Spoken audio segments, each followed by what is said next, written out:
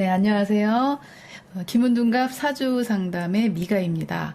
자, 오늘은 제가 김은둔갑이 아닌 자미두수라는 학문에 대해서 관심을 갖고 공부를 하다가 보니까 그 자미두수 관련된 전설이 너무 재밌는 거예요.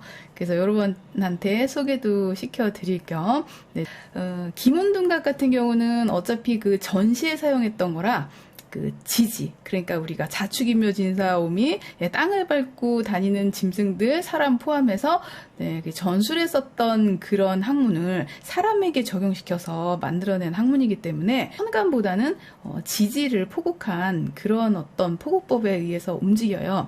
천간이라는 거는 하늘의 움직임이라면 지지는 그 땅에 실질적으로 우리가 움직이고 있는 행동 패턴이나 그런 것들을 알려주는 되게 현실적인 그런 학문이라고 볼 수가 있겠죠. 자미두수는 주로 별자리, 그 하늘의 어떤 내용들을 되게 많이 담고 있어요. 하늘과 땅의 느낌이 한 쌍의 그 학문적인 짝이라는 느낌이 좀 들어서 오늘은 그 하늘의 이야기, 그 자미두수 별자리에 대한 그 전설을 한번 얘기를 하도록 하겠습니다. 봉신방이라는 그 책에 그 자미두수에 대한 전설이 있어요. 그래서 보다 보니까 너무 흥미로워가지고 이렇게 재밌는 내용이 있었네. 예, 그 이제 내용을 보면은 그 중국의 은나라 그 주왕이라는 그 폭군이 있었죠. 예, 그 폭군이 즉위 당시에는 굉장히 뭐 정치도 잘했고 굉장히 태평성대한 그런 어떤 분위기에서 시작을 했는데 그 사람이 점점 시간이 지나가면서 이제 변질되기 시작하죠. 네. 그래서 폭군이 처음부터 폭군이 아니고 어떤 계기나 상황에 의해서 굉장히 변화되는 모습을 보여주고 있어요. 왕들도 가끔 사냥을 나가잖아요, 산에. 사냥을 나가는데, 사냥을 나가는 그 시점도 사실은 약간 변질돼 가는 과정이었던 것 같아. 굉장히 변태적인 성향을 좀 보여요. 거기 우리 보면 사당이라는 데 있죠. 부천현녀라는 그 신을 모시는 그 사당이 있어요. 산에. 근데 그 사당을 지나가는데 소나기가 막 오는 거예요. 그래서 그 사당에 잠시 머물다가 이제 사냥을 하려고 거기에 있다 보니까 그 사당 옆에 그 나무로 만든 여신상이 있었어요. 그 여신상이 뭐 부천현녀상의 그 여신상이겠죠. 우리가 보면 뭐 그냥 비너스상이랄까 좀 하여튼 그런 게 이렇게 있으니까 저기 약간의 그 변태 기질이 발동을 해가지고 막 그냥 그 여신상을 갖고 이제 추태를 부리는 거죠. 네, 만지작 뭐 했겠지. 그래가지고 어떤 성스러운 그 상인데 왕이 막 추태를 부리니까 주변에 그 부하들이 그러시면 안 됩니다. 막 이랬을 거 아니야 했더니, 뭐 어때, 나라 막 그러면서 막 거기서, 아주 그런 변태적인 행동을 보이고 있었어요. 그거를 하늘에서 이렇게 내려본 그 여신상의 주인인 구천현녀님이 그걸 본 거야. 저놈의 자식 봐라. 뭐 한 짓이야, 저거. 이제 열이 받은 거야. 그래서 안 되겠다. 저 은나라를 멸망을 시켜가지고 얘를 갖다가 그냥 정신 차리게 해야 되겠다. 그래서 꼬리에 9개 달린, 그러니까 이제 여우인데 우리는 이제 구묘라 그러잖아요. 네, 구묘를 그 보내요. 그 지상에 보내는데 이제 거기에 어떤 재상의 딸로 태어나게 해요. 어떻겠어요? 네, 여우니까 여시같이 예쁘겠죠. 예쁘고 남자를 홀리는 매력이 있는 되게 예쁜 여자였겠죠. 그렇게 태어났어요. 그래서 이제 거기 옥황상제님이 그 얘기를 듣더니 그렇지 않아도 하늘에 일할 신들이 부족한데 난세에는 막 영웅도 나오고 그 악역도 나오고 하잖아요. 그런 애들이 죽으면 그 영혼을 별에 있게 해서 신을 만들어서 천상의 일을 돕게 하자.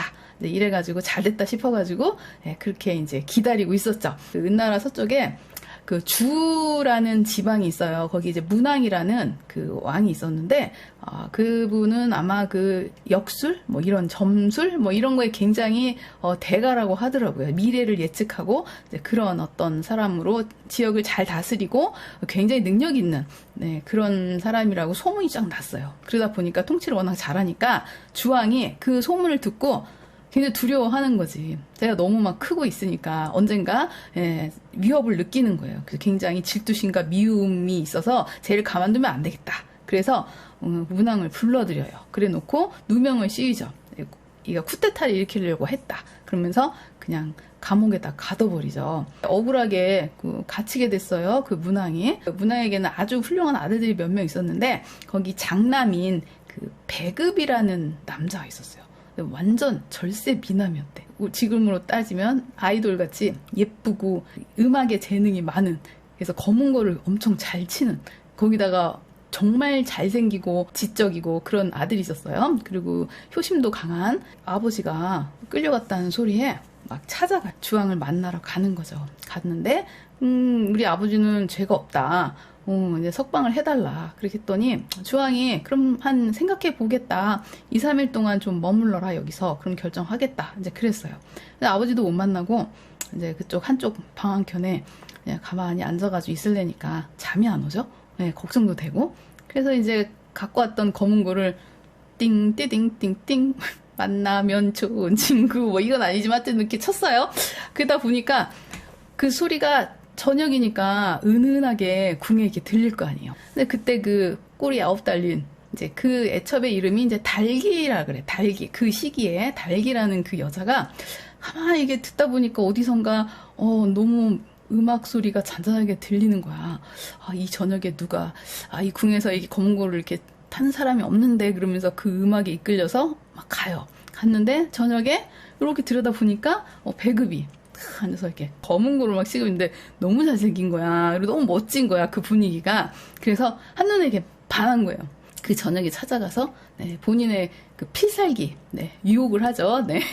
막 야하게 했거나 뭐 아주 섹시하게 했거나 어쨌든 유혹을 했는데, 아니 지금 배급은 지금 유혹에 넘어갈 그럴 성격도 아니거니와 아버지를 살리기 위해서 왔던 사람인데 얘는 뭐야 이제 이랬겠죠. 그래서 아주 단호하게 거절을 한 거예요.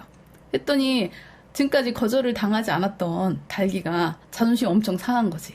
그러고도 막 수치심이 생기는 거야. 아니 내가 꼬셔서 안 넘어간 남자가 없었는데 이것이, 그러면서 막 왕한테 달려가요. 그래놓고서는 배급이 자기를 유혹했다, 검은 고로 막 유혹을 해가지고 자기가 갔더니 자기를 덮치려고 했다, 막 이런 식으로 이제 뒤집어 씌우죠. 그랬더니 주왕은 어때요? 자기의 사랑하는 애첩을 그렇게 했다니 그 말만 듣고도 눈이 뒤집힌 거지. 뭐 자초지종 물어보지도 않고 부하를 시켜서 배급을 끌고 오게 하는 거예요.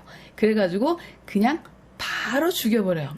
바로 죽여. 물어보고 그럴 것도 없어. 그냥 바로 죽여버리고, 죽여도 아주 그냥 잔인하게 죽입니다. 살을 완전 잘게 부셔버려요. 그래가지고 그거를 만두 속을 빚게 하는 거예요. 너 그거 좀 잔인하네. 진짜 좀 엽기적인데.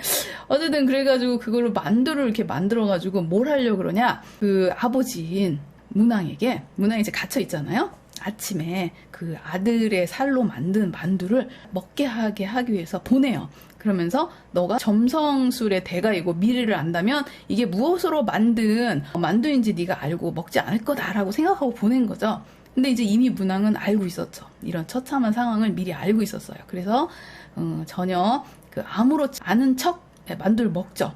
그래서 그거를 본 주왕이 역시 너는 소문하고 다르구나. 네 아들인데 그것도 모르고 그걸 먹냐? 이러면서 그냥 안심을 하고 돌려보내요. 돌려보내면서 이제 그 아버지는 정말 참한 그런 상황에서 눈물을 흘리면서 이제 가는 길에 그 산에서 마술을 부려가지고 이제 토해내죠, 먹은 거를. 그랬더니 만두가 토끼로 변해서 깡충깡충 뛰더니 예의를 표하더니 이제 가는 거죠. 그러니까 그런 육신은 토끼가 됐지만 영혼은 어떻게 됐냐? 영혼은 천상에 올려져서 그 자미성이라는 별에서 이제 지내게 돼요. 그 영혼이. 거기서 이제 자미성이라는 것은 그 자색의 장미정원이라 그래서 이제 자미두수 뭐 이제 해서 자미거든요. 그래서 존귀의 신으로. 그냥 넌 참 존귀하다. 그래서 존귀의 신으로 남아서 천상의 일을 이제 돕게 됐다는 내용이에요. 그 선량한 고기의 뜻을 담고 있는 그런 별이라고 하더라고요. 그래서 이제 별이 14개의 별이 있는데 그 14개의 별이 뭐 영웅이 됐든 아니면 아주 악한 사람이든 그런 어떤 사람들이 죽어서 영원히 그 별에 머무면서 신이 되는 내용이에요. 그중에 이제 두 번째 그 자미성 다음에 천기성이라고 있어요. 천기성은 배급의 아버지 문왕이 이제 원수를 갚으려고 나라에 돌아가서 막 병마도 키우고 막 노력을 했는데 사실 목표를 못 이루고 그냥 병사를 했어요. 복수를 못했지. 대신 그 배급의 동생이 있어요. 그러니까 둘째 아들이죠. 그래서 그 무왕이 그 아버지가 그동안 이렇게 잘 해놨던 그 터전에서 농경이든 병사훈련이든 부구 강병책으로 해서 굉장히 그 나라를 부강하게 만들어요. 그리고 죽기 전에 문왕이 우연히 강태공을 만나게 되죠. 강태공의 그 지혜롭고 강태공을 찾아낸 게 이제 문왕이었죠. 그래서 강태공이 아버지가 죽고 나서도 무왕을 도와서 은나라를 멸망시키는데 큰 공헌을 하게 되는 그런 어떤 내용이에요. 그래서 강태공이라는 사람에 대한 이제 얘기가 나오죠. 여러분들이 많이 알고 있는 이제 그분은 이제 운이 참 안 따라주는 사람이었어요. 제가 사주를 공부를 하면서 그 생각을 많이 합니다. 아무리 본인이 노력을 하고 똑똑하고 그래도 운이 따라오지 않으면 그것을 발복시키기가 너무 어렵다. 그래서 그 때가 와야지만이 준비된 자는 그때 발복할 수 있다. 이제 그런 얘기를 많이 했는데 강태공도 그런 말을 했더라고요. 그러면서 운이 오기 전에는 어떠한 영웅이라도 보통 사람과 같다. 이런 얘기를 하셨다고 하더라고요.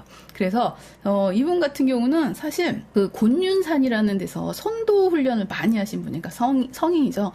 지혜를 갖게 되고 그 미래를 예측할 수 있는 그런 어떤 성인 중에 하나인데 그래도 이 분도 그 시기를 기다렸죠. 아직 때가 아니다. 그래서 운이 올 때까지 낚시를 하면서 세월을 기다렸다. 특히 또 이분은 배우자가 굉장히 악조건이었다 이걸로 유명하잖아요. 물론 이제 배우자가 악처였던 분들이 많죠. 공자님도 그랬고 배우자가 제가 보기에는 사주에서 개운을 할 수 있는 방법 중에 가장 좋은 방법 중에 하나예요.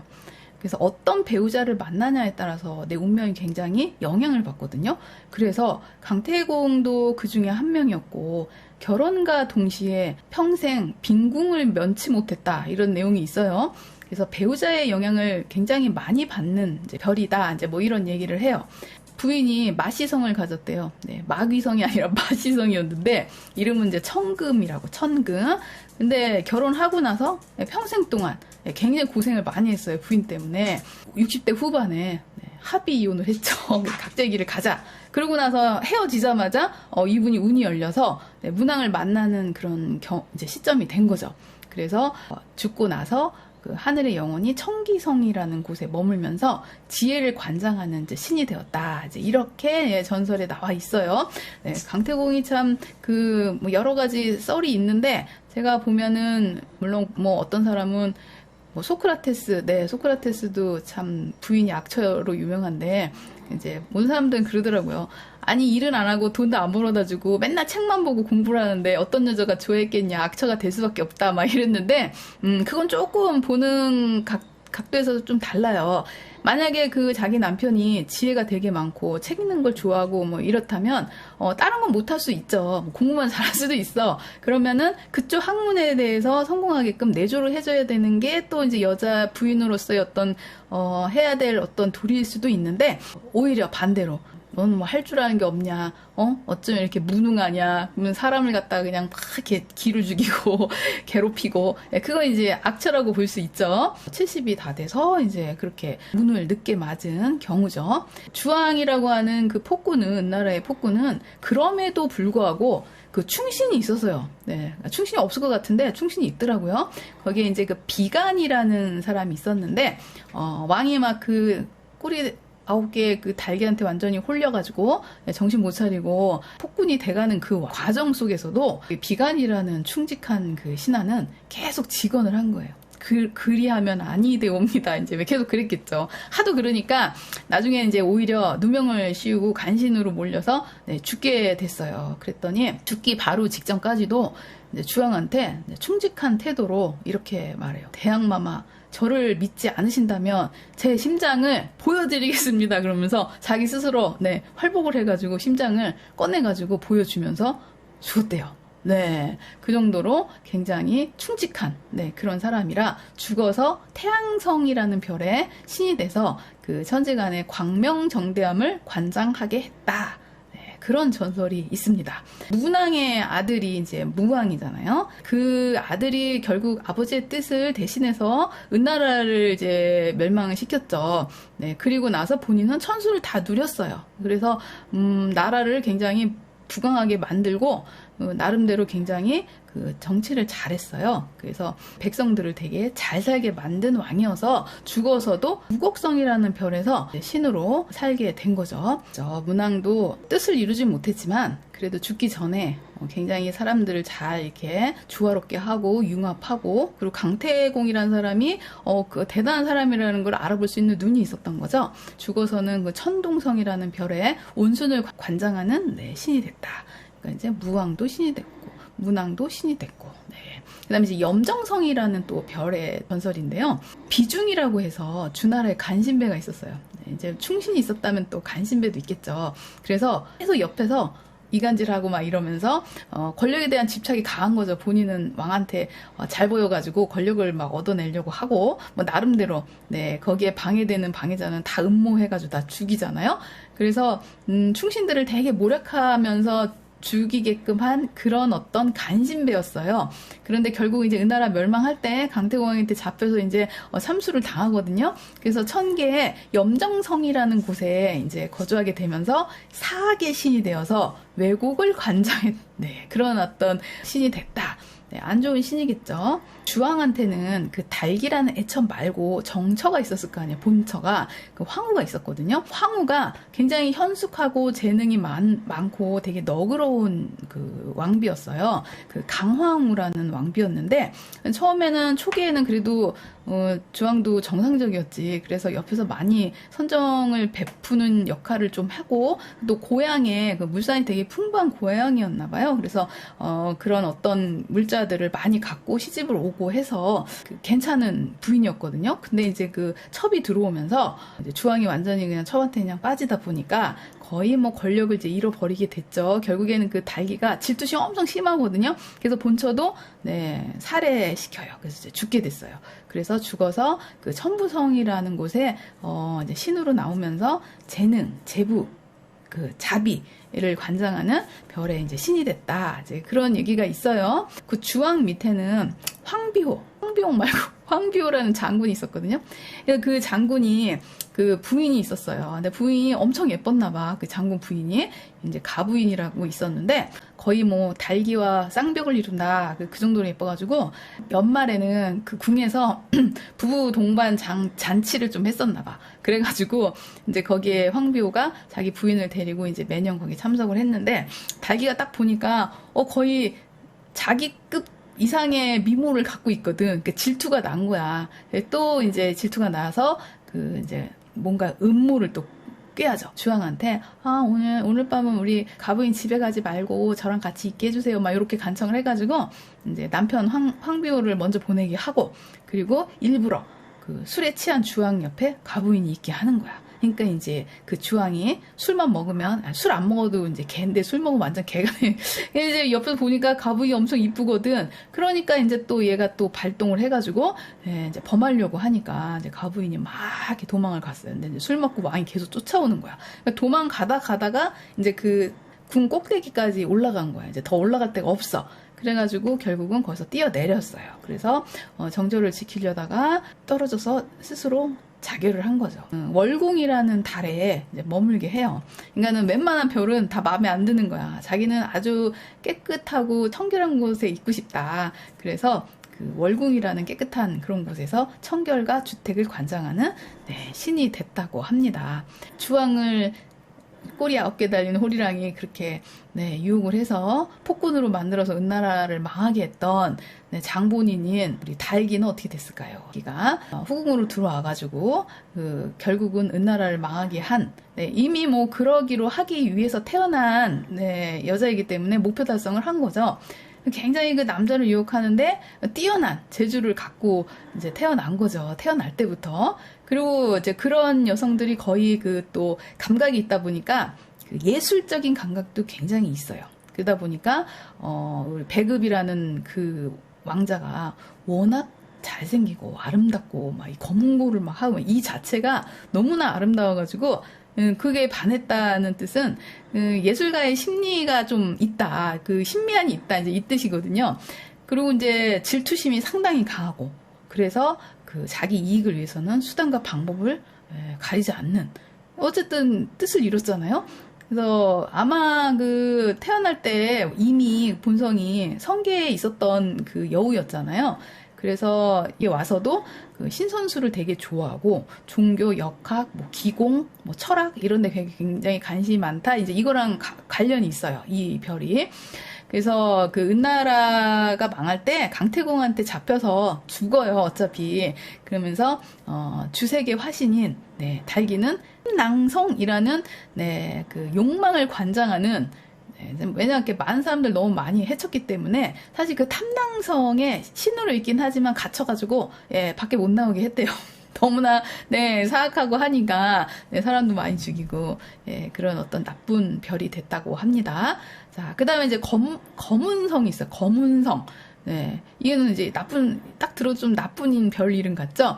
강태공의 아내인 남편의 앞길을 막고 남편의 주변 사람들한테도 되게 냉랭하게 대해서 다 정을 다 끊어가지고 인간관계를 완전히 그냥 끊어버린 아내, 강태공의 아내 마청금이라는 그 여자가 있었죠. 근데 그 사람은 원래 성격 자체가 정말 못된 거죠, 못된 거.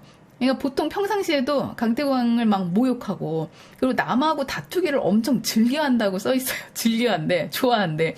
남 트집 잡는 거 엄청 좋아하고 만약에 트집 잡을 일이 없으면 그날은 그냥 칼로 문지방이라도 막 잘랐대요. 그래서 아주 못된 성정을 가진 여편네였는데 그러다 보니까 남편이 어디 남편 주변에 오겠냐고 그런 부인이 있는데 그러다 보니까 남편의 모든 인간관계도 다 끊고 또 남편을 막 의심하고 막 그래. 그러니까 정신적으로도 막 괴롭히는 거지. 막 간섭하고.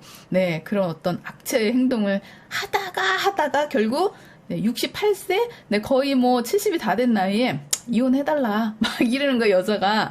그 시대에. 뭐 그래 우리 각자의 삶을 살자. 그래서 황혼 이혼을 하죠. 황혼 이혼. 그리고 나서 이제 헤어지자마자 강태공은 운이 돌아와서 낚시를 하고 있는 그때 문왕을 만나서 그 문왕의 그 부하들과 함께 따라가죠. 왕을 이제. 그랬더니 그거를 이제 소문을 들었어. 그때서야. 부인이 막 찾아와요. 찾아오더니 다시 합치자. 야, 진짜 참, 얼굴도 듣고 합치자, 그러니까, 그 물동이를 이렇게 엎으면서 하는 말이, 그 강태공이 유명한 말 있잖아요. 물은, 엎질러지면 다시 담을 수가 없다. 그래가지고 돌려보내요. 근데 마청금이 이제 성정이 그렇잖아. 열받기도 하고, 수치스럽기도 하고, 막 성질나고 막 그러니까, 그냥 자살을 해요. 자살을 해버려.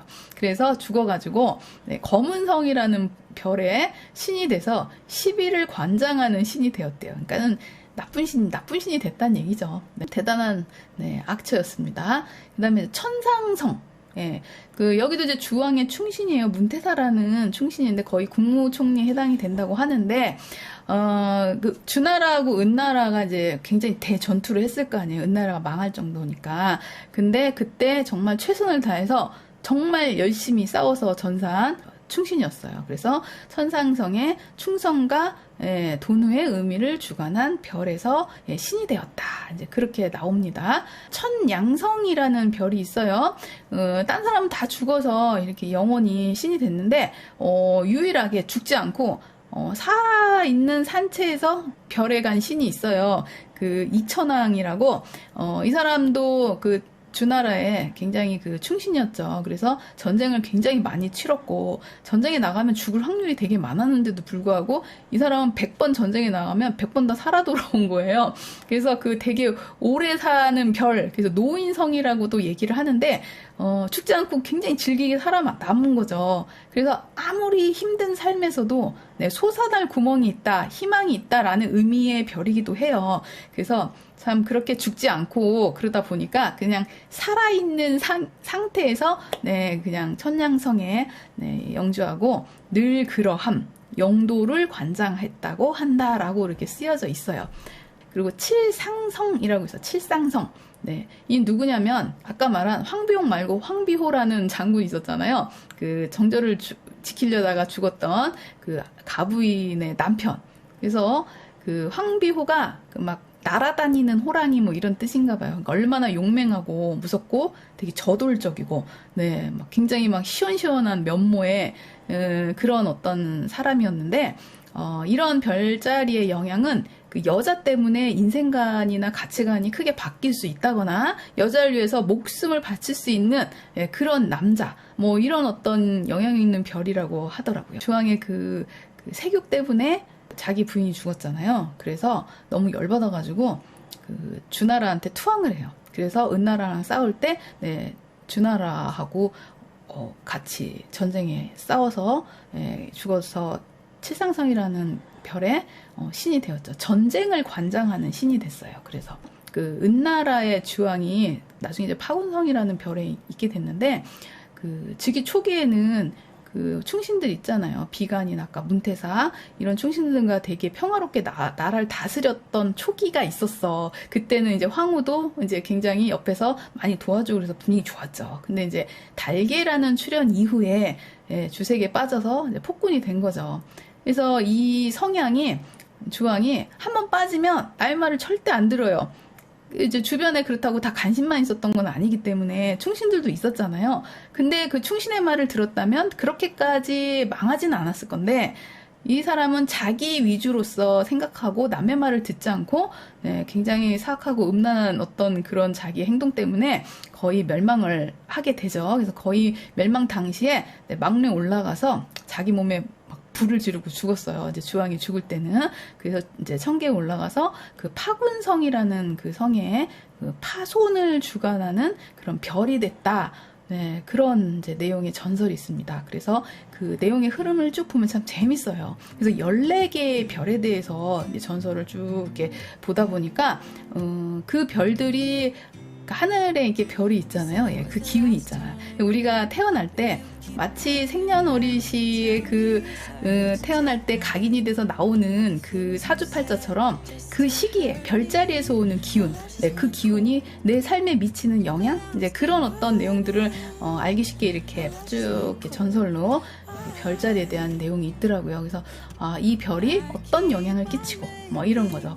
참 재밌게 제가 이렇게 봤는데, 공부를 어렵게 할 필요는 없어요. 이런 내용을 이해하고 이렇게 적용을 하는구나. 그리고 김은둔갑은 우리 지지의 움직임, 우리가 하늘의 기운과 땅의 기운이 있다면 그런 기운들을 다 중간에서 사람이 받고 태어나잖아요. 그래서 어떻게 보면은 하고 태어난 자체가 숙명인지 아니면 그거를 우리가 극복할 수 있는 부분이 있는지 분명 저는 있다고 봅니다. 그래서 우리가 이 공부를 한다는 거는 내 삶을 알고, 그리고 또 그거를 개척하고 또 변화를 할 수 있는 가능성, 희망을 갖고 가는 거라, 오늘도 제가 너무 재미있는 이런 내용이 있어서 한번 올려봤습니다. 다음에도 재미있는 학문 있으면은 같이 올려보도록 할게요. 감사합니다.